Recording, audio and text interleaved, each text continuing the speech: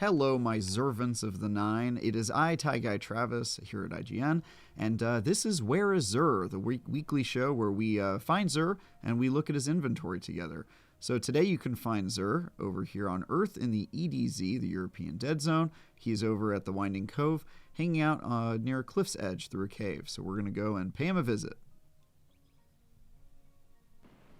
Alright, so once you've touched down on the Winding Cove, you're going to want to jump on your Sparrow and head over toward these cliffs over here to the north of the map. You're going to have to go through a cave to get there or do some fancy platforming, and then you'll find Xur hanging over on this cliff. And here we are. Let's take a look at Xur's inventory. Alright, so this week he's selling one of my personal favorite pulse rifles, an exotic pulse rifle called Vigilance Wing, which fires a 5-round burst and heals on ally death. This is very good in PvP, or at least it was a while back in the meta. I'm not sure how it's faring now, but I quite love this weapon, so recommend picking it up if you don't have it yet. Then we've got Raiden Flux. Raiden Flux is, of course, a very useful hunter exotic. However, the roll this week is not great, 62 overall stats, so I would probably pass this up unless you need it for collections or you don't have a roll that is in the 60s. Sometimes that happens, but it's not a go out of your way type material, but if you need one in a pinch, this will certainly work. Then there's the Aeon Safe. This is definitely the best roll in the armor world that Xur is offering this week. Unfortunately, Aeon Safe is not a very good exotic. It has never really been a part of the meta, at least any meta that I've evaluated or looked into in Destiny. The good news is the roll is pretty decent. 66 overall stats is pretty good for an exotic. However, I don't get really excited about this exotic in general. So maybe grab it just in case the meta changes and suddenly Aeon Safe is really good.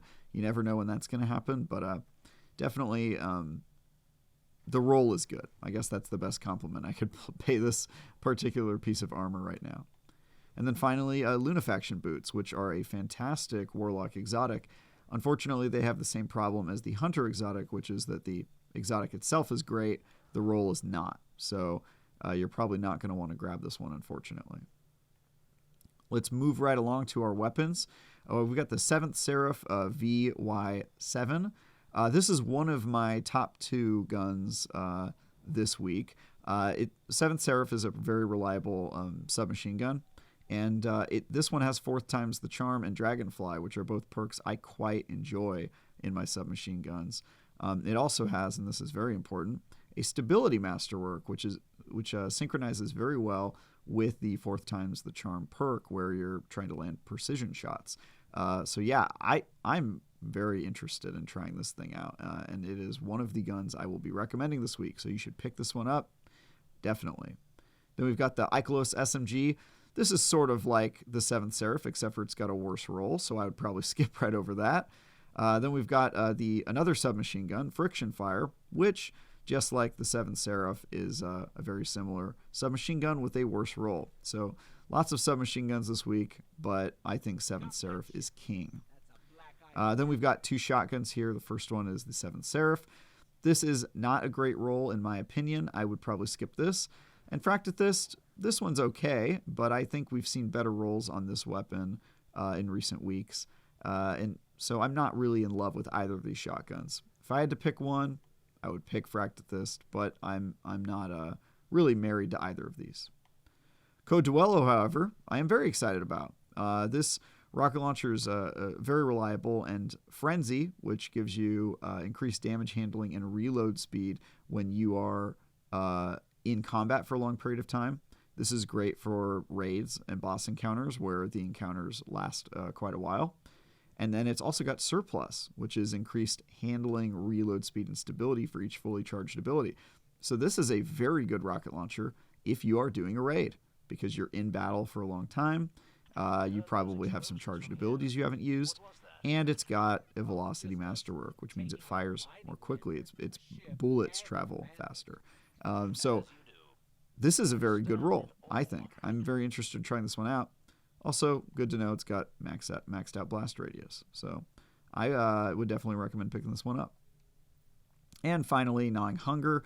Auto rifles aren't really in the meta right now, but Zen Moment and Kill Clip are quite good.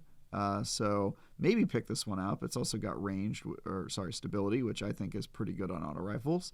But yeah, I mean, auto rifles aren't really in the meta, so buy at your own risk.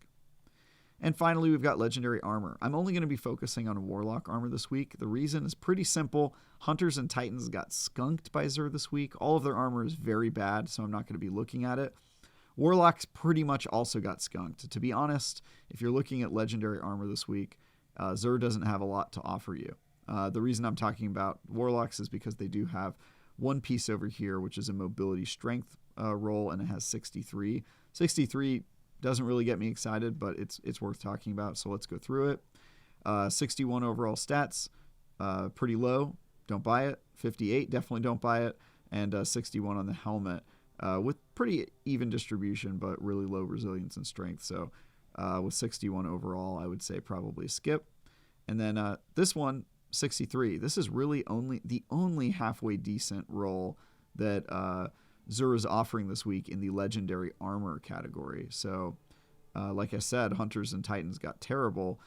Warlocks, I mean, this is sort of a middling roll, I guess, but it's the best we're going to be able to do for our purposes this week. So let's talk about it. It's got very spiky strength. It's also got pretty high mobility. And the thing I like about this roll is that its other stats like resilience, recovery, and discipline, while they're not very high, they're also pretty decent. You know, they're not going to detract too much from your build. Unfortunately, it's only 63 overall, which is not super exciting. So that is pretty much everything. And that is Xur. That's going to be a wrap for us. So hopefully this was helpful for you. Maybe saved you some time looking at Legendary Armor that's not going to be good. And we'll be back next week to hopefully get some better gear from him. So for all things related to Destiny and Xur, stick with IGN.